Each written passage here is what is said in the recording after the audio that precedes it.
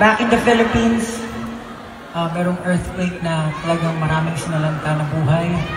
Families, in Cebu, in Davao, and syempre ngayon in Luzon.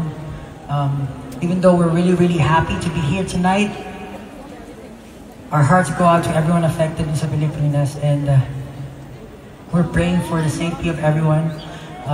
Love you, Pao! And for our next song, gusto namin i-alay itong kanta na ito para sa kanila. This one's reminding us always na time is of essence. Time is very important.